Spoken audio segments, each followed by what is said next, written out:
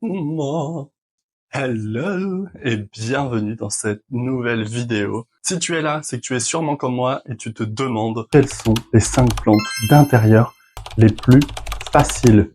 Tu n'as pas la main verte ou alors tu as essayé plein de plantes, tu les fais toutes crever. C'est normal, pas de panique, ça s'apprend. On n'a pas la science infuse, on n'a pas la main verte.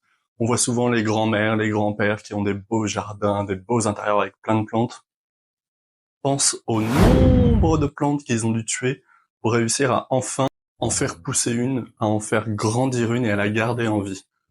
Sans plus de préambule, on passe aux plantes. Je ne fais pas de classement de la plus facile à la moins facile, etc. Ces 5 plantes sont super faciles à entretenir et je vais t'expliquer plante par plante comment faire. Commençons tout de suite. La toute première, le Spathiphyllum. Qu'est-ce que c'est? C'est une plante exotique qui nous fait des petites fleurs comme ça. Donc là, elles sont encore fermées. Celle-ci est ouverte. Ça, c'est un petit spécimen. Il en existe des très gros. On l'appelle aussi fleur de lune. L'avantage numéro 1 de cette plante, c'est que elle te parle. C'est-à-dire que quand elle a soif, elle a les feuilles qui vont retomber. Mais quand je te dis retomber, c'est que la plante entière est comme ça. On la voit et là, on se dit, oh là là là là là là, mama.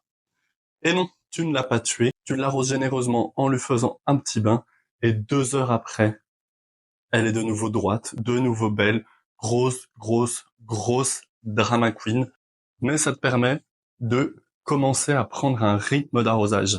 C'est-à-dire que beaucoup des plantes d'intérieur demandent à peu près le même rythme. Avec un spathiphyllum à la maison, au moins tu as une plante qui te parle et qui te dit là j'ai pas soif, là j'ai soif, là j'ai pas soif, là j'ai soif. Donc tu te dis ah mais c'est à peu près à telle fréquence en fait. Et tu peux commencer à entretenir tes autres plantes d'intérieur sur la fréquence de Spathiphyllum. Il fait un peu office de thermomètre. Qu'est-ce qu'il aime? Pleine lumière, mais vraiment en abondance si tu veux qu'il fasse des nouvelles fleurs, des nouvelles feuilles, etc. Mais surtout pas de soleil direct.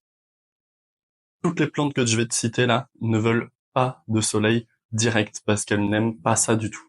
Donc, pleine lumière, pas de soleil direct, et on lui fait un petit bain. Le petit bain, je vous le réexplique pas, il est parti sur Insta, sur TikTok, sur YouTube.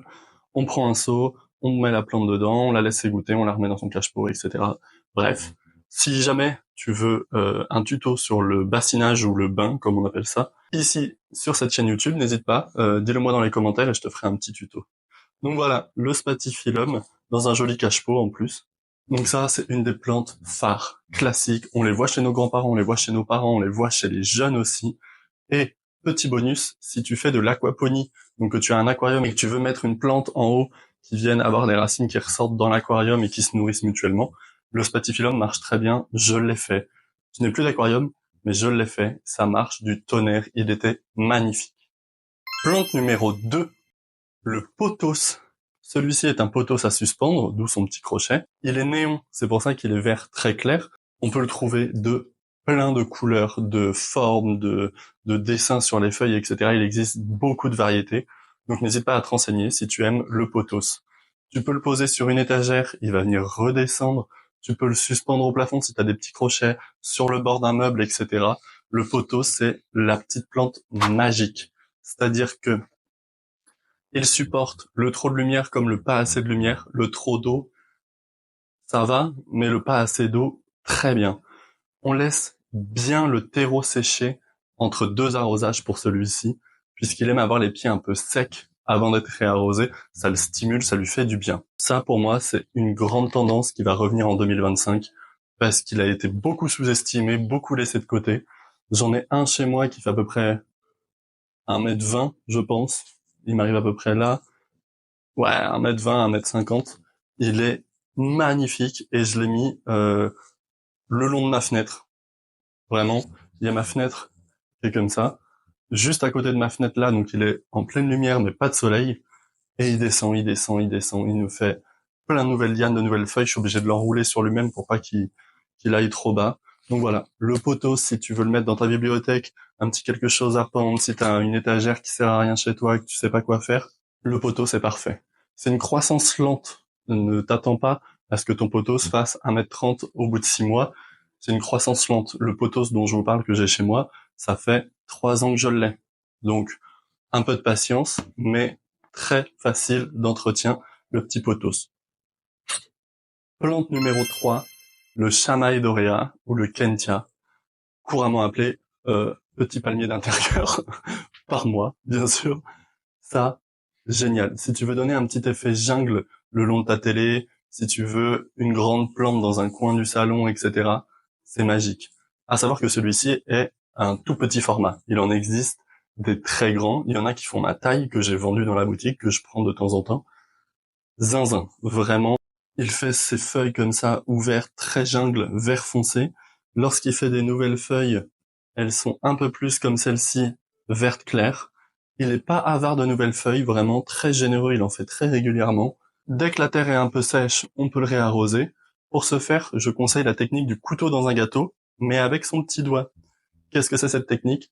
Tu enfonces ton petit doigt dans la terre, tu viens creuser comme ça un petit peu. Lorsque ton doigt est dans la terre, si tu sens qu'au bout de ton doigt la terre est sèche, tu peux arroser. Si tu sens qu'elle est encore humide, tu attends. Ça veut dire que le dessus de ta terre a séché, mais pas tout l'intérieur. Donc tu peux avoir ça de sec et tout ça encore humide. Donc si tu arroses, bah tu vas noyer ta plante.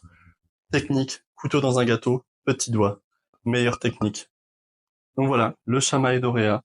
Je sais pas ce que t'en penses. N'hésite pas à me dire dans les commentaires laquelle de ces plantes est-ce que tu préfères, laquelle de ces plantes est-ce que tu verrais bien chez toi. Et n'hésite pas à liker, commenter, partager au plus grand nombre. Surtout à des personnes qui n'ont pas la main verte. N'hésite pas à leur envoyer ce petit top 5 pour qu'ils puissent enfin comprendre quelle plante il leur faut chez eux. Plante numéro 4, le Zamioculcas, aussi appelé ZZ plante.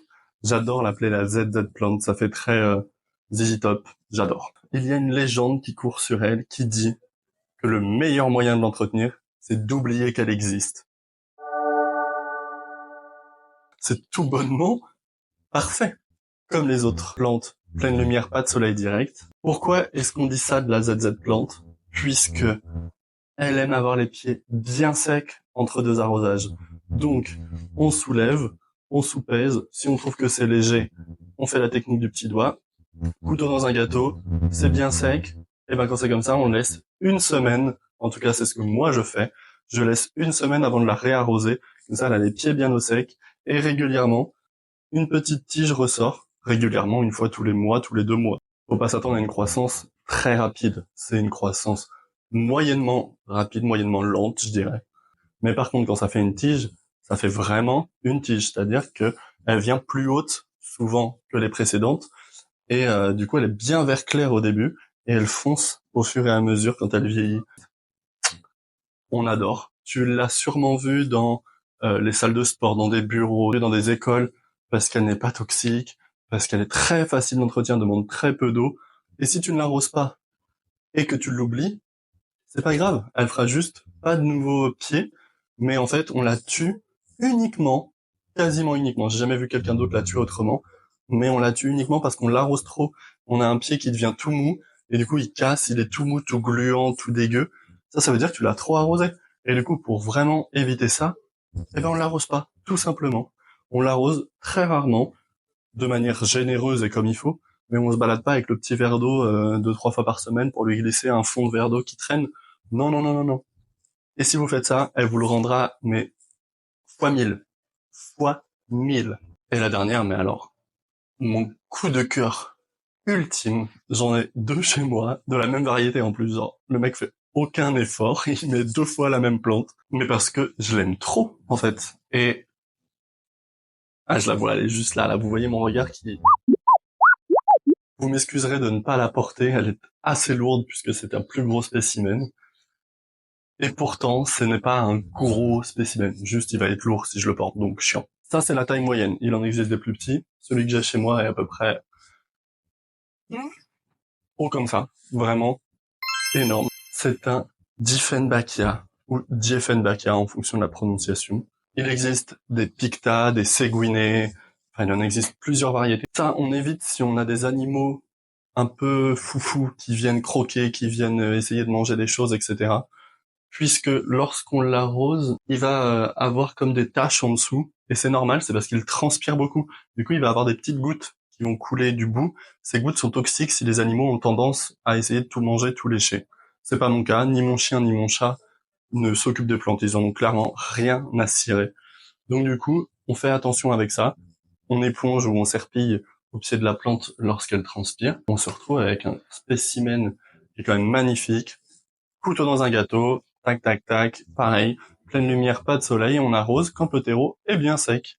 Et que j'aime le plus, c'est que toutes les nouvelles feuilles qui se font de manière encore une fois assez régulière, franchement c'est pas une croissance lente, c'est assez rapide même, elles sont bien roulées, et là vous voyez elles commencent tout juste à se dérouler celle-ci. Je n'ai que hâte de la voir se dérouler, elle va être magnifique. On en voit une deuxième qui est cachée ici, et une troisième qui va venir sortir ici. Enfin, vraiment, au moment du printemps, et là, on est en plein dedans.